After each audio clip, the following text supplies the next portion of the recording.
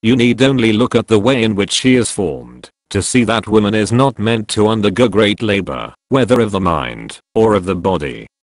She pays the debt of life, not by what she does, but by what she suffers. By the pains of childbearing and care for the child, and by submission to her husband, to whom she should be a patient and cheering companion. The keenest sorrows and joys are not for her, nor is she called upon to display a great deal of strength. The current of her life should be more gentle, peaceful, and trivial than man's, without being essentially happier or unhappier.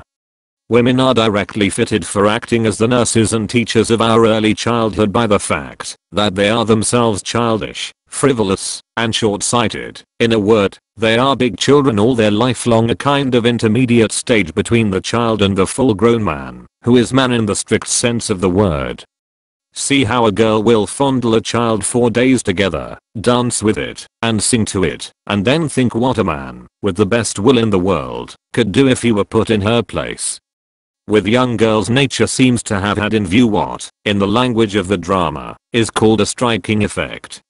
As for a few years she dows them with a wealth of beauty, and is lavish in her gift of charm, at the expense of all the rest of their life, so that during those years they may capture the fantasy of some man to such a degree, that he is hurried away into undertaking the honorable care of them, in some form or other, as long as they live, a step for which there would not appear to be any sufficient warranty, if reason only directed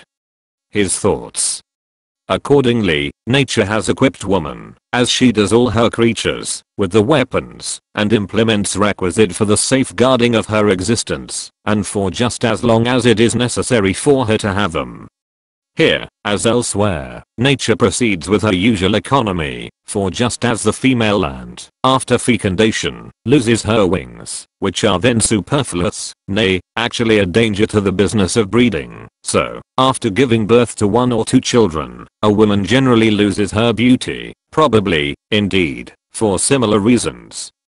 And so we find that young girls, in their hearts, look upon domestic affairs or work of any kind as of secondary importance, if not actually as a mere jest.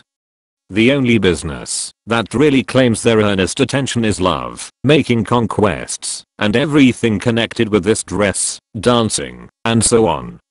The nobler and more perfect a thing is, the later and slower it is in arriving at maturity.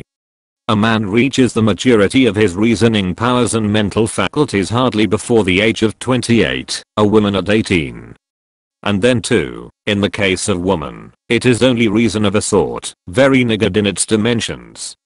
That is why women remain children their whole life long, never seeing anything but what is quite close to them, cleaving to the present moment, taking appearance for reality, and preferring trifles to matters of the first importance. For it is by virtue of his reasoning faculty that man does not live in the present only, like the brute, but looks about him, and considers the past and the future, and this is the origin of prudence, as well as of that care and anxiety which so many people exhibit.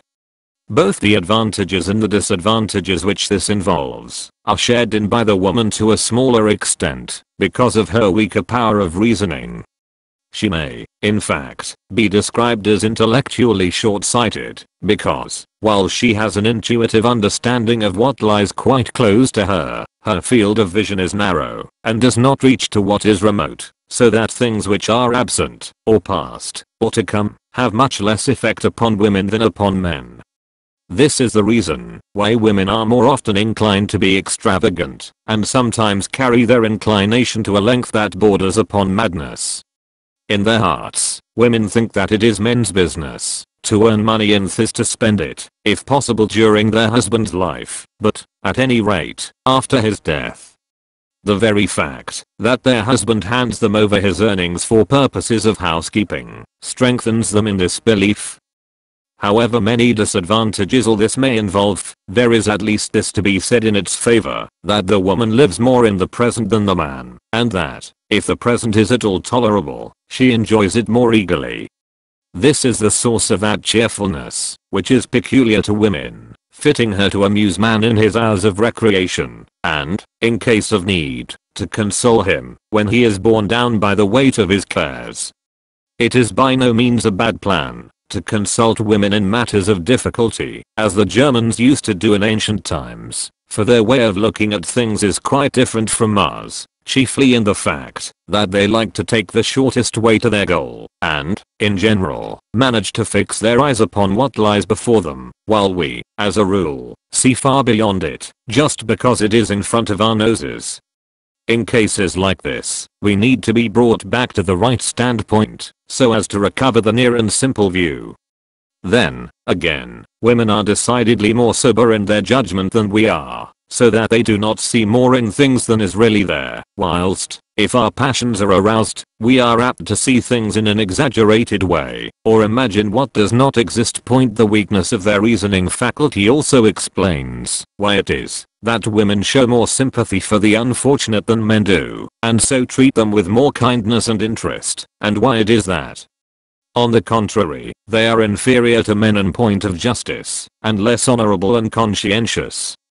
For it is just because their reasoning power is weak, that present circumstances have such a hold over them, and those concrete things, which lie directly before their eyes, exercise a power which is seldom counteracted to any extent by abstract principles of thought, by fixed rules of conduct, firm resolutions, or, in general, by consideration for the past and the future, or regard for what is absent and remote. Accordingly, they possess the first and main element that go to make a virtuous character, but they are deficient in those secondary qualities, which are often a necessary instrument in the formation of it.